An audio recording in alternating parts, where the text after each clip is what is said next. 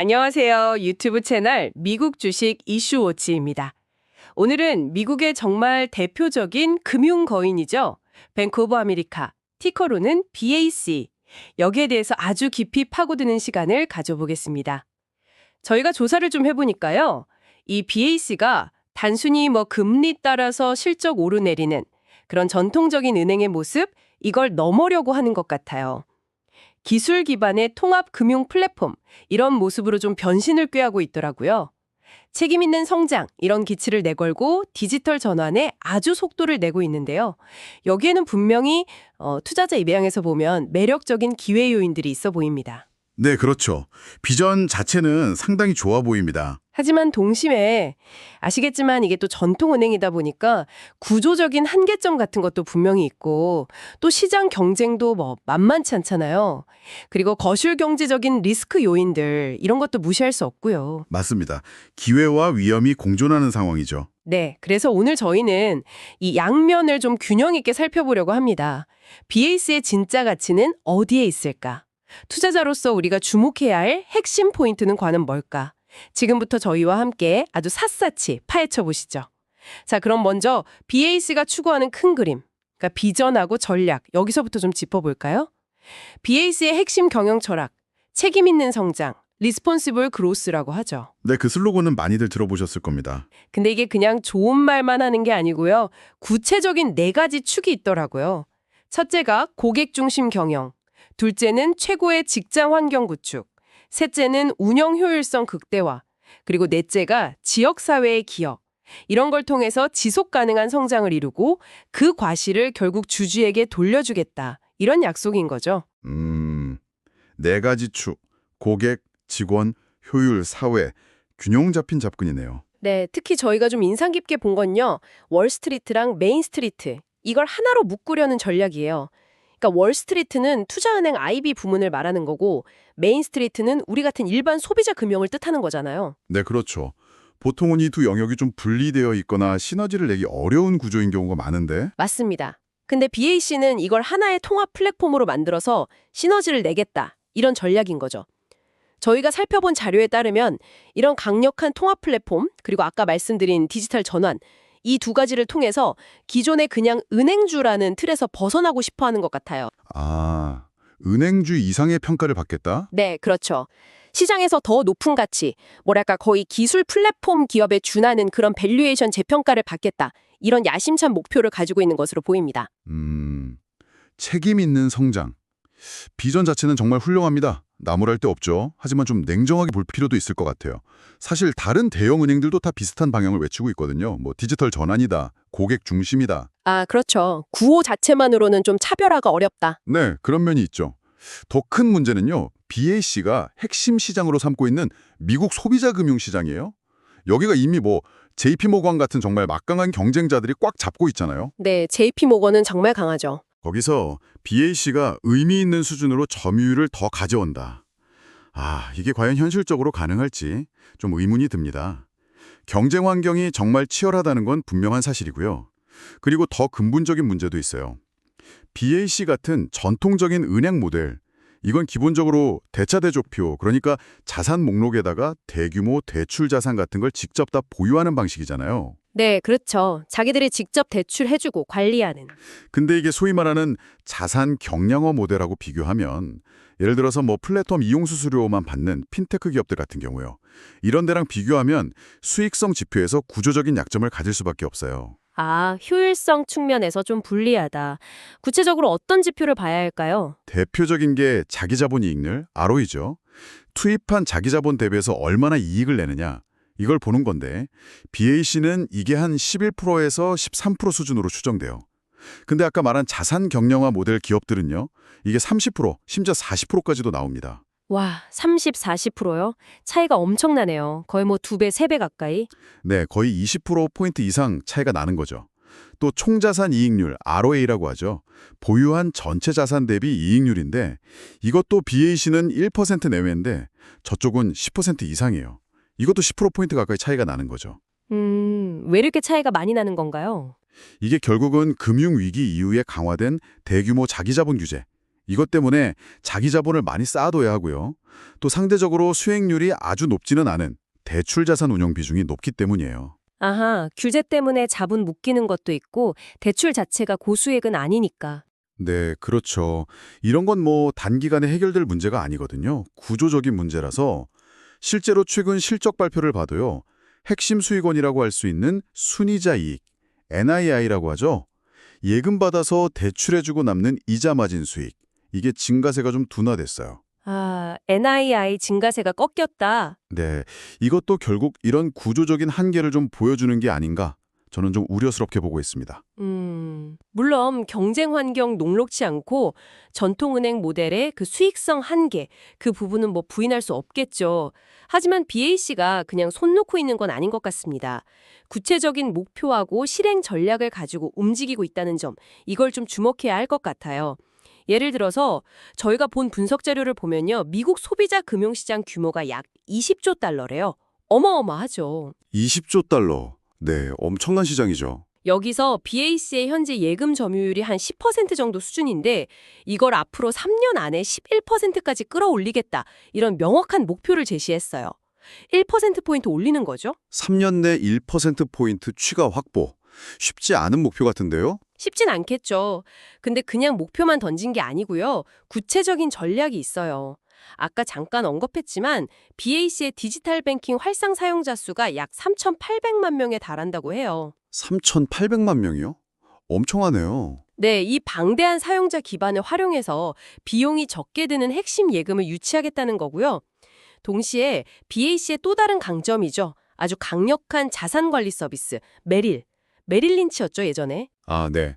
메릴, 고액 자산가들 대상 서비스. 네, 이 메릴 고객하고 일반 소비자 금융 고객 간의 교차 판매, 이걸 통해서 시너지를 내겠다는 구체적인 전략을 가지고 있습니다. 그리고 글로벌 투자은행, IB 부문에서도 그냥 뭐 시장 참여자 수준이 아니라 꾸준히 탑3 안에 들겠다. 이 목표 역시 아주 분명하고요. 소비자 금융 점유율 확대, 메릴과의 시너지, IB 탑3 유지. 목표는 명확하네요. 그리고 아까 지적하신 그 ROE, ROA가 상대적으로 낮다는 문제, 여기에 대해서도 대응을 하고 있어요. 바로 글로벌 자산관리 부문 GWIM이라고 부르던데요. 이 부문을 아주 적극적으로 키우고 있습니다. 그래서 비이자 수익, 그러니까 예대 마진이 아니라 수수료 기반의 수익 비중을 늘리겠다는 전략인데요. 아, 수수료 수익을 늘려서 수익 구조를 다변화하겠다. 네, 그렇죠. 이게 어떻게 보면 대차대조표 부담은 좀 줄이면서 수익성은 높이는 일종의 부분적인 자산 경량화 시도라고 볼 수 있을 것 같아요. 이걸 통해서 자본 효율성을 점진적으로 개선하려는 노력인 거죠. 부분적 자산 경량화. 흥미로운 표현이네요. GWIM 부문 성장을 통한. 네, 목표 설정은 언제나 그럴듯하게 들립니다. 하지만요, 아까 말씀드린 미국 예금 시장. 이게 거의 포화 상태에 가깝거든요. 여기서 점유율 1%포인트를 추가로 가져온다는 게 이게 말처럼 쉬울까요? 경쟁이 워낙 치열하니까요. 네, 요즘은 뭐 금리 조금이라도 더 주는 온라인 저축 상품들, 또 핀테크 기업들의 공세도 정말 만만치 않잖아요. 이 디지털 고객 유치 경쟁은 그야말로 전쟁터입니다. 그리고 메릴과의 교차 판매. 이것도 고액 자산가들한테는 분명 효과적일 수 있겠죠. 근데 과연 모든 소비자 고객층에게 다 똑같이 효과적으로 적용될 수 있을까? 이건 좀 미지수라고 봐요. 아, 일반 고객들까지 그 교차 판매 효과가 이어질지는 좀 더 봐야 한다. 하고 또 상대적으로 수익률 낮은 대출 자산이라는 그 본질적인 문제에서 오는 건데 GWIM 부문 좀 강화한다고 해서 이 근본적인 격차를 의미 있는 수준으로 좁힐 수 있을까? 저는 여전히 좀 회의적입니다. GWIM만으로는 역부족일 수 있다. 그렇죠. 그리고 예측 자료들을 좀 보면요. 향후 2년간은 금리 인하 가능성이 높잖아요. 그래서 NII 성장률은 아주 부진할 걸로 예상돼요. 마이너스 2%에서 플러스 3% 사이. 네, 금리 내려가면 예대 마진 줄어드니까 NII는 안 좋겠죠. 반면에 비이자 이익, 아까 말씀드린 GWIM 같은 데서 나오는 수익은 한 플러스 5%에서 8% 정도 성장할 거로 기대를 하고 있어요. 오, 비이자익은 그래도 성장을 하네요. 네, 성장은 하는데 문제는 여전히 BAC 전체 수익에서 NII가 차지하는 비중이 55%에서 60% 정도로 절대적이거든요. 과연 이 NII 둔화를 비이자이익 성장이 충분히 상쇄해야 하면서 전체적인 이익 성장을 이끌어갈 수 있을까? 저는 이 부분은 좀 더 지켜봐야 한다고 생각합니다. 아직은 확신하기 어려워요. 네, 그 지점이 바로 BAC가 가진 어떤 차별화된 강점, 이걸 이야기해야 할 포인트인 것 같습니다. 바로 고객 가치 창출 능력, 그리고 운영 효율성, 또 기술적인 우위, 이런 부분인데요. BAC가 단순히 고객 수가 많다, 이걸 넘어서요. 고객 한 명 한 명으로부터 얻는 생애 가치, LTV라고 하죠. 라이프타임 밸류, 이걸 극대화하고 동시에 신규 고객을 데려오는 비용, CAC, 커스터머 어퀴지션 코스트, 이건 또 낮출 수 있는 아주 강력한 구조를 가지고 있다는 분석이 있어요. LTV는 높이고 CAC는 낮춘다. 모든 기업이 원하는 이상적인 구조인데요. 어떻게 그게 가능하죠? 그게 바로 아까 잠깐 언급했던 옴니채널 전략 덕분인데요. 전국에 터져 있는 4,300여 개의 지점, 그리고 16,600대의 ATM. 이런 탄탄한 오프라인 인프라가 있잖아요. 네, 지점망은 정말 잘 갖춰져 있죠. 여기에다가 아까 말씀드린 3,800명의 디지털 활성 사용자, 이 온라인 채널을 결합한 거예요. 오프라인과 온라인의 결합. 이걸 통해서 신규 고객을 유치하거나 기존 고객을 관리하는 비용, 즉 거래당 CAC를 아주 효과적으로 낮추고 있다는 분석입니다. 온오프라인 시너지로 비용을 절감한다. 그리고 LTV 측면은 더 흥미로워요.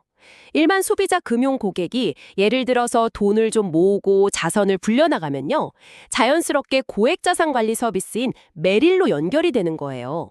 아주 강력한 내부 추천, 그리고 교차 판매 시스템을 갖추고 있다는 거죠. 아, 일반 고객이 자산 늘면 메릴 고객으로 자연스럽게 전환된다. 네, 그렇죠.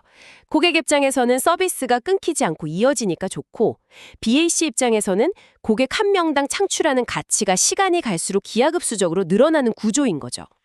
게다가 BAC 고객들은 평균적으로 여러 상품을 동시에 이용하는 경향이 있대요. 뭐 예금도 하고 카드도 쓰고 모기지도 받고 투자도 하고. 아, 한 고객이 여러 상품을 쓰면 잘 이탈하지 않겠네요. 맞습니다. 그래서 이탈률이 낮고 이게 또 LTV를 더욱 높이는 요인이 되는 거죠. 이런 통합 플랫폼의 힘 덕분에 BAC의 LTV 대비 CAC 비율, 즉 고객 확보 비용 대비 생애 가치가 경쟁사보다 최소 1.2배 이상 높을 수 있다. 이런 분석 결과가 나오는 겁니다. LTV/CAC 비율이 1.2배 높다. 네, 이것이야말로 길이지라 추구하는 책임 있는 성장의 아주 구체적인 모습 중 하나라고 할 수 있겠죠. 효율적인 고객 관리와 가치 창출. 네, 디지털 채널이 비용 절감에 기여하는 건 분명 맞습니다. 효율성을 높이는 데 도움이 되죠. 하지만 그게 전부는 아닐 겁니다. 여전히 그 4,000개가 넘는 지점들, 이걸 운영하는 데 들어가는 막대한 고정비용, 이것도 무시 못하거든요. 그렇죠. 지점 유지 비용도 상당하겠죠. 그리고 디지털 채널이라고 해서 고객 확보 비용이 아예 없는 건 아니잖아요. 아까 말씀드린 것처럼 경쟁이 워낙 치열하니까 광고나 프로모션 같은 마케팅 비용도 상당 부분 투입될 수밖에 없어요. CAC가 마냥 낮지만은 않을 수 있다는 거죠. 그리고 또 한 가지 생각해 볼 점은 과연 새로 유입된 디지털 중심 고객들이요, 기존의 지점 기반 고객들만큼 충성도가 높을까 하는 점이에요. 아, 디지털 고객은 좀 더 쉽게 옮겨 다닐 수도 있다. 그럴 가능성이 있죠. 그리고 아까 말씀하신 그 교차 판매, 이게 젊은 디지털 네이티브 세대에게도 과연 똑같이 효과적으로 먹힐까? 이 부분에 대해서는 좀 더 냉정한 검증이 필요해 보입니다. 세대별로 반응이 다를 수 있다. 네, 그래서 그 LTV/CAC 비율이 경쟁사 대비 1.2배 높다는 분석, 이것도 어쩌면 모든 것이 아주 이상적으로 잘 작동했을 때의 시나리오일 수 있다는 거예요. 현실에서는 뭐 여러 가지 마찰 요인들 때문에 그 효과가 좀 희석될 가능성, 이것도 배제할 수는 없다고 봅니다. 네, 일리 있는 지적이십니다. 그런데 그 효율성과 고객 가치 이야기가 결국은요, BAC의 또 다른 핵심 경쟁력으로 이어지는 것 같아요. 어쩌면 제가 보기엔 이게 가장 강력한 숨겨진 자산이 아닐까 싶은데요. 숨겨진 자산이요? 그게 뭔가요? 바로 디지털 리스크 관리 플랫폼입니다. 저희가 살펴본 분석 중에 정말 놀라운 내용이 있었어요. BAC가 매년 수십억 달러, 추정치로는 연간 50억 달러 이상이라는 정말 막대한 금액을 기술 개발에 쏟아붓고 있대요. 연간 50억 달러? R&D 비용이 엄청나네요. 네, 그냥 돈만 쓰는 게 아니고요. 수십 년간 축적된 그 방대한 고객 거래 데이터, 행동 데이터, 이게 페타바이트 규모라고 하는데요. 페타바이트요? 와, 감도 안 오네요, 그 규모가. 네, 그 엄청난 데이터를 최신 AI 기술하고 결합해서요, 신용 위험을 아주 정교하게 예측하고 관리하고 있다는 겁니다. 아, 데이터를 활용한 리스크 관리. 그게 얼마나 효과가 있는데요? 이게 얼마나 강력한 힘을 발휘하냐면요. 한 분석 시나리오에 따르면 2025년 1분기를 기준으로 봤을 때 이 기술 덕분에 잠재적인 대출 연체율을 무려 1.64%포인트나 개선시킨 것으로 추산된대요. 1.64%포인트 개선. 그게 구체적으로 어떤 의미죠? 이게 금액으로 환산하면 정말 어마어마합니다. 잠재적으로 부실 가능성이 있었던 대출 금액이 한 295억 달러 정도였는데 이 기술 덕분에 여기서 실제 손실로 이어지는 걸 막았다는 거예요. 그래서 절감한 대손 비용, 그러니까 떼일 뻔한 돈을 아낀 금액이 약 73억 8천만 달러, 거의 74억 달러에 달한다는 계산이 나옵니다. 74억 달러 절감. 1분기 동안요? 엄청난 금액인데요. 그렇죠. 근데 더 놀라운 사실은요. 이 절감액 73.8억 달러가 BAC의 2025년 1분기 실제 순이익 74억 달러였거든요. 이거 외 거의 99.7%에 육박한다는 점이에요. 잠깐만요. 절감액이 순이익이랑 거의 같다. 네. 그러니까 정말 극단적으로 말하면 이 정교한 리스크 관리 기술이 없었다면 BAC의 1분기 순이익은 거의 제로, 0에 가까웠을 수도 있다. 이런 충격적인 분석인 거죠. 와, 이건 정말 대단한데요. 기술의 힘이 이렇게까지. 네, 이것이야말로 다른 경쟁은행들이 정말 쉽게 따라올 수 없는 BAC만의 아주 강력한 기술적 해자, 모트라고 평가할 수 있는 부분입니다. 그 73.8억 달러라는 절감 효과. 숫자 자체는 분명히 아주 인상적입니다. 저도 그 부분은 동의해요. 하지만 그 수치가 나온 과정을 좀 봐야 하는데요. 이게 기술이 없었을 경우에 가상 연체율이라든가 아니면 손실 부담률을 25%로 가정한다던가 이런 여러 가지 가정에 기반한 추산치라는 점은 분명히 인지해야 합니다. 실제 데이터라기보다는 시뮬레이션 결과 같은 거군요. 네, 그렇죠. 그러니까 실제 기술의 순수한 기여분만 정확하게 딱 발라내기는 현실적으로는 매우 어렵다는 거예요. 물론 BAC의 리스크 관리 능력이 뛰어나다는 점 자체는 부정할 수 없어요. 그건 맞는데 그 73.8억 달러라는 숫자를 너무 절대적으로 받아들이는 건 좀 경계해야 한다는 거죠. 해석에 좀 신중할 필요가 있다. 그리고 또 한 가지, 이 엄청난 기술적 해자를 구축하고 또 유지하는 데 들어가는 비용, 이것 또한 만만치 않다는 점을 봐야 합니다. 아까 연간 50억 달러 이상 R&D 투자를 한다고 했잖아요. 이게 계속 들어가는 돈이거든요. 네, 그렇죠. 기술은 계속 발전하니까 투자도 계속해야 하고. 네, 그리고 경쟁사가 만약에 BAC랑 비슷한 수준의 시스템을 갖추려면 최소 5년에서 7년 정도의 시간이 걸리고 누적으로 비용은 200억 달러에서 300억 달러. 이런 천문학적인 비용이 필요할 거다. 이런 추정 자체가 이게 얼마나 값비싼 자산인지를 역설적으로 보여주는 거예요. 강력한 경쟁 우위인 동시에 정말 막대한 고정비용 부담이기도 한 셈이죠. 양면성이 있네요. 강력한 무기지만 유지비도 엄청나다. 그렇죠. 게다가 기술이라는 건 끊임없이 진화하잖아요. 앞으로 또 어떤 새로운 AI 기술이 등장할지 아니면 예측 불가능한 사이버 보안 위협이 나타날지 모르는데 BAC의 현재 시스템이 과연 앞으로도 계속해서 효과적으로 대응할 수 있을까? 이건 또 다른 문제예요. 영원한 기술적 해자라는 건 없으니까요. 네, 기술의 발전 속도를 따라가는 것, 그리고 새로운 위협에 대비하는 것, 이것도 계속되는 과제겠군요. 자, 이제 그럼 재무 성과하고 리스크 요인들, 그리고 투자자들이 가장 궁금해하실 밸류에이션 측면, 이걸 좀 종합적으로 살펴보겠습니다. BAC가 왜 현재 시정 가치보다 더 높은 평가, 그러니까 밸류에이션 프리미엄을 받을 자격이 있다, 이렇게 주장하는 근거들이 몇 가지 있어요. 첫째는요, 금리가 올라갈 때, 이때 예금과 대출금리 차이, 즉 예대 마진이 크게 개선되면서 순이자 이익, NII, 증가폭이 다른 경쟁은행들보다 두드러진다는 점이에요. 금리에 민감하게 반응해서 수익이 확 늘어난다는 거죠. 네, 금리 상승기의 강한 모습. 그건 많이 알려져 있죠. 네, 근데 동시에 앞서 계속 강조했던 책임 있는 성장 철학, 그리고 그 강력한 리스크 관리 시스템, 이걸 통해서 경기가 좀 안 좋아지는 하강 국면에서도 자산 건전성을 아주 안정적으로 관리할 수 있는 능력, 이것도 입증을 해왔다는 거예요. 그러니까 높은 수익 잠재력하고 낮은 변동성, 이걸 둘 다 갖췄다, 이런 평가를 받는 거죠. 수익성도 좋고 안정성도 갖췄다. 매력적인데요? 둘째는요, 아까 이야기 나눴던 디지털 플랫폼 기반의 운영 효율성 개선, 그리고 GWIM 같은 비이자 수익 부문의 성장. 이런 걸 통해서 장기적으로 봤을 때 자기 자본 이익률, ROE를 구조적으로 끌어올릴 수 있다. 이런 기대감이에요. 즉 전통적인 은행이라는 틀을 넘어서 핀테크 같은 효율성을 갖춘 금융 플랫폼으로 재평가되어야 한다. 이런 논리인 거죠. 은행주가 아니라 플랫폼 기업으로 봐달라. 그렇죠. 그런 맥락으로 이해할 수 있습니다. 셋째는 뭐 다들 아시는 투자의 현인 워렌 버핏, 그 버크셔 해서웨이가 최대 주주 중 하나로 아주 오랫동안 신뢰를 보내고 있다는 점, 이것도 무시 못하죠. 그리고 BAC 스스로도 매년 정말 대규모로 자사주 매입하고 배당도 꾸준히 늘리고 주주 환원에 매우 적극적이라는 점도 긍정적인 요인입니다. 네, 워렌 버핏의 지분 보유와 적극적인 주주 환원 정책, 이것도 투자 매력도를 높이는 요인이죠. 네, 그래서 이런 점들을 다 종합해서 일부 분석에서는요, BAC의 적정 주가 순자산 비율, PB라고 하죠. 순자산 대비 주가 수준, 이걸 유형 장부 가치 기준으로 1.5배에서 1.8배까지도 볼 수 있다. 그리고 적정 주가 수익 비율, PE, 순이익 대비 주가 수준인데요. 이건 향후 12개월 예상 순이익 기준으로 10배에서 12배까지도 정당화될 수 있다. 이런 분석을 내놓고 있습니다. PB 1.5에서 1.8배, PE 10에서 12배. 현재보다는 확실히 높은 수준이네요. 네, 그렇죠. 그리고 최근에 발표된 2025년 2분기 실적만 봐도요. 매출이 265억 달러, 순이익이 71억 달러. 전분기 대비해서는 조금 줄었어요. 하지만 시장의 예상치, 컨센서스라고 하죠. 이거보다는 약간 높게 나왔어요. 그래서 어려운 환경 속에서도 나름 선방했다. 이런 평가를 받았습니다. 2분기 실적이 예상보다는 괜찮았다. 네. 그리고 또 하나, 총수익 증가율보다 영업비용 증가율을 더 낮게 유지하려고 노력하고 있거든요.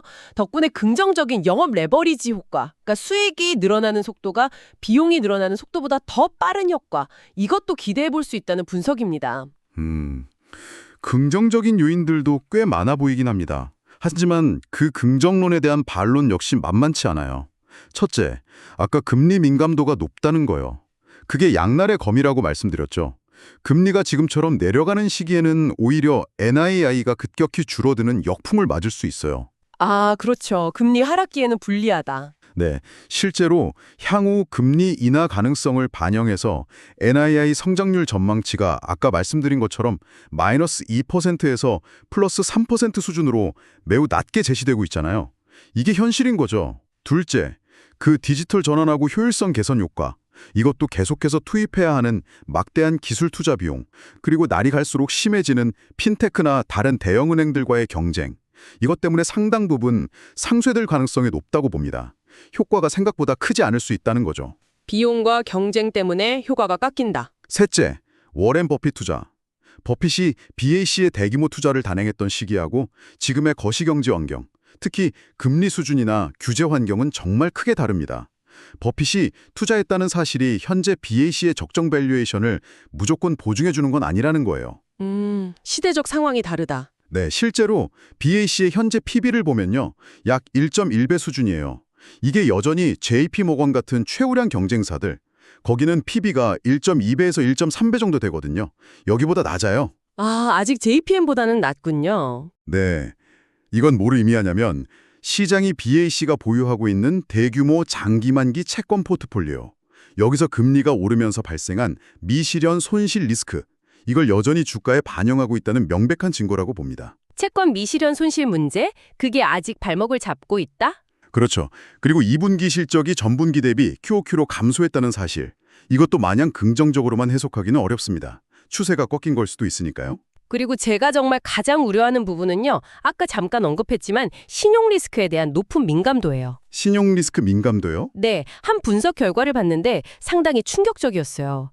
만약에 경기 침체 같은 게 와서 대출 연체율이 단 1%포인트 상승한다면요. BAC의 순이익은 무려 14.3%나 감소할 수 있다. 이런 계산이 나오더라고요. 와, 연체율 1%포인트 상승에 순이익이 14% 넘게 준다고요? 엄청 큰데요. 엄청 크죠. 이게 아까 비교했던 자산 경량화 모델 기업들, 거기는 연체율이 올라도 순이익 감소율이 한 2~3% 정도로 추정되거든요. 이거랑은 비교가 안 될 정도로 높은 수준이에요. 자산을 직접 보유하는 모델의 약점이 여기서 드러나는군요. 정확합니다. 이게 바로 대규모 대출 자산을 직접 안고 가야 하는 전통은행 모델의 본질적인 취약점이라고 할 수 있죠. 경기 변동에 훨씬 민감할 수밖에 없는 구조예요. 또 다른 분석에서는 순상각률, NCO, 그러니까 실제 손실로 처리된 부실채권 비율하고요, PE 배수 간의 관계를 봤는데 뚜렷한 음의 상관관계가 있더라고요. 상관계수가 약 마이너스 0.68 정도로 추정됐어요. NCO가 높아지면 P는 낮아진다. 네, 그렇죠. NCO가 10bp, 그러니까 0.1%포인트 하락하면 P가 0.9포인트 상승하는 긍정적인 효과도 있지만요. 반대로 NCO가 20bp, 0.2%포인트 상승하는 최악의 시나리오를 가정하면요. 순이익이 10% 감소하고 여기에 시장의 리스크 프리미엄 확대까지 겹치면 주가는 18%에서 최대 25%까지 폭락할 수 있다. 이런 무서운 시나리오도 제시되었습니다. 18%에서 25% 폭락. 정말 무서운데요. NCO 관리가 정말 중요하겠네요. 네, 물론 신용 리스크는 은행업의 숙명과도 같은 것이고 BAC 역시 여기서 자유로울 수는 없겠죠. 하지만 바로 그 리스크를 얼마나 잘 관리하느냐, 이게 핵심 경쟁력이고 BAC는 이 부분에서 강점을 보여왔다는 점을 다시 한번 좀 강조하고 싶습니다. 실제로 BAC의 순상각률, NCO 수준을 보면요. 과거 데이터부터 쭉 봤을 때 경쟁사들 대비해서 평균 이상으로 아주 안정적으로 관리가 되어 왔어요. 네, 리스크 관리 능력 자체는 인정받고 있죠. 네, 그리고 또 하나 규제 기준을 훨씬 뛰어넘는 높은 수준의 보통주 자본 비율, CT1 비율이라고 하죠. 이게 12% 이상으로 아주 높게 유지되고 있고요. 또 풍부한 유동성, 이것도 BAC의 아주 튼튼한 방어력을 보여주는 지표라고 생각합니다. 이 CT1 비율이 높다는 건 혹시 예상치 못한 손실이 발생하더라도 은행의 건전성을 유지할 충분한 자본 완충력을 갖추고 있다는 의미거든요. 네, 자본 적정성은 우수하죠. 그건 분명한 강점입니다. 어려운 환경 속에서도 아까 말씀드린 것처럼 2분기 실제 실적이 시장 예측치를 넘어서면서 회복력을 보여주었다는 점도 긍정적이고요. 심지어 2분기 실적 발표를 앞두고 진행됐던 시나리오 분석에서는요. 불시나리오, 그러니까 아주 긍정적인 시나리오죠. 순이자 마진, 님이 안정화되고 자본시장 관련 수익이 예상보다 훨씬 좋게 나올 경우에요. 주가가 단기적으로 10%에서 15%까지 재평가, 즉 리레이팅 될 수 있다. 이런 낙관적인 전망도 있었습니다. 불시나리오에서는 15% 상승. 네, 그리고 더 장기적인 관점에서 보면요. BAC가 핀테크와의 경쟁에서 성공적으로 우위를 점하고 또 자산관리, WM 부문 성장을 통해서 비이자 수익 비중을 성공적으로 늘린다면요. 향후 5년간 누적으로 봤을 때 150억 달러 이상의 추가적인 시장 기회, TAM이라고 하죠. 이걸 확보하고 연평균 성장률 CAGR을 기존 전망치인 4%보다 5%포인트나 더 높은 9%까지 달성할 수 있다. 이런 분석도 있더라고요. 연평균 9% 성장, 기존 4% 대비 2배 이상인데요. 네, 엄청난 거죠. 만약 이 시나리오가 정말 현실화된다면 장기적으로 주가는 현재 주가 대비 45% 이상 상승할 잠재력이 있다. 이런 계산이 나오는 겁니다. 45% 상승 잠재력, 정말 장밋빛 시나리오네요. 그 장밋빛 시나리오만큼이나 반대로 하방 리스크 시나리오 역시 아주 냉정하게 고려해야 합니다. 장점만 볼 수는 없죠. 단기적으로 봤을 때 가장 큰 우려는 역시 상업용 부동산 CRE 리스크입니다. 특히 그중에서도 오피스 부문의 침체, 이게 계속 문제가 되고 있죠. 네, CRE 리스크는 계속 뉴스에 나오고 있죠. BAC 역시 이 관련 대출 비중이 작지 않기 때문에요. 만약에 이 오피스 시장 침체가 예상보다 더 깊어지거나 더 오래 간다면 추가적으로 충당금을 쌓아야 하는 부담, 그리고 자산 건전성이 나빠질 수 있는 압력에 직면할 수 있습니다. 물론 대비는 하고 있겠죠. 하지만 불확실성이 아주 큰 영역이에요. 오피스 공실률 같은 거 보면 좀 걱정되긴 하더라고요. 그렇죠. 여기에다가 금리 인하가 계속 지연되거나 혹시라도 추가 인상 가능성, 그리고 경기 침체 가능성, 이런 매크로 리스크 요인들도 여전히 살아 있습니다. 이것도 무시 못하죠. 아까 2분기 실적 발표 시나리오 분석에서도 언급되었듯이 베어 시나리오, 그러니까 아주 부정적인 시나리오죠. NIM이 예상보다 더 많이 하락하고 대손 충당금 PCL이 급증하는 경우, 이때는 주가가 15%에서 20%까지 하락 조정을 받을 수 있다. 이렇게 경고를 했었습니다. 베어 시나리오에서는 15에서 20% 하락, 상승폭만큼이나 하락폭도 크네요. 네, 그리고 더 나아가서 장기적인 리스크 스트레스 테스트 결과를 보면요. 정말 최악의 상황을 가정한 건데요. 고금리가 예상보다 훨씬 더 오래 지속되고 여기에 CRE 위기가 동시에 심화되는 상황. 이런 경우에는 순이익이 20%에서 25%까지 급감하고요. 이로 인해서 주가는 무려 30% 이상 폭락할 수 있다. 이런 분석까지 존재합니다. 와, 30% 이상 폭락. 이건 정말 심각한데요. 네, 그러니까 아까 말씀하신 그 45% 주가 상승 잠재력. 이건 이런 심각한 하방 리스크 가능성을 감안할 때 다소 좀 낙관적인 가정들에 기반한 최상의 시나리오가 아닌가. 이런 합리적인 의심을 해볼 수 있다는 거죠. 최악의 경우도 염두에 둬야 한다. 5%포인트나 추가로 반영했어요. 그래서 최종 리스크 조정 할인율, RADR, 그러니까 미래 현금 흐름을 현재 가치로 할인할 때 적용하는 할인율인데요. 이걸 10%라는 다소 높은 수준으로 설정한 점은 주목해야 합니다. 할인율을 10%로 높게 잡았다. 그 의미는 뭔가요? 이건 시장 분석가들, 역시 BAC가 안고 있는 여러 거시경제적 그리고 규제 관련 리스크를 상당히 높게 평가하고 있다는 방증이라고 볼 수 있습니다. 리스크가 크다고 보고 있다는 거죠. 네, 리스크 요인들이 분명히 존재하긴 하지만 그래도 현재 시장의 평가는 대체로 좀 긍정적인 방향에 무게를 두고 있는 것 같긴 합니다. 아까 잠깐 언급했던 실적 발표 대응 투자 체크리스트 분석을 보면요. NII가 시장 예상치, 가이던스 상단을 초과 달성하는 빚 시나리오가 현실화될 경우 주가가 3에서 5% 정도 상승할 수 있고 아예 시장 예상을 훨씬 뛰어넘는 서프라이즈 수준의 실적이 나온다면 7에서 10% 이상 상승할 가능성도 열려 있었다 이렇게 분석했더라고요. 네, 실적 서프라이즈 가능성도 배제할 수는 없죠. 그리고 실제로 대부분의 월스트리트 애널리스트들을 보면요. BAC에 대해서 매수, 바이, 의견이나 비중 확대 오버웨이트 의견을 유지하고 있어요. 현재 주가가 내재 가치에 비해서 저평가되어 있다. 이런 시각을 계속 견지하고 있는 거죠. 애널리스트들은 대체로 긍정적으로 보고 있군요. 네, 그리고 최종적으로 아까 언급된 가치평가, DCF 모델 분석 결과를 다시 보면요. 10%라는 다소 보수적인 리스크 조정 할인율, RADR을 적용했음에도 불구하고 현재 주가 대비해서 약 20% 정도의 장기적인 상승 여력이 있다. 이런 결론이 나오거든요. 즉, 존재하는 여러 리스크들을 충분히 감안하더라도 현재 밸류에이션 수준은 장기 투자 관점에서 봤을 때 충분히 매력적이다. 이런 판단이 우세한 것으로 해석할 수 있을 것 같습니다. 애널리스트 의견이나 DCF 분석 결과는 긍정적이군요. 하지만 옵션 시장 참여자들의 시각은 조금 더 신중해 보이는 것 같아요. 옵션 시장은 좀 다른가요? 네, 실적 발표 전후의 옵션 가격에 내재된 변동성, IV라고 하죠. 이걸 분석한 결과를 보면요. 시장 참여자들은 실적 발표 직후 하루 동안의 주가 변동폭을 대략 플러스 마이너스 2.5% 수준으로 예상하고 있었어요. 플러스 마이너스 2.5%요? 생각보다 변동폭이 크지 않네요. 그렇죠.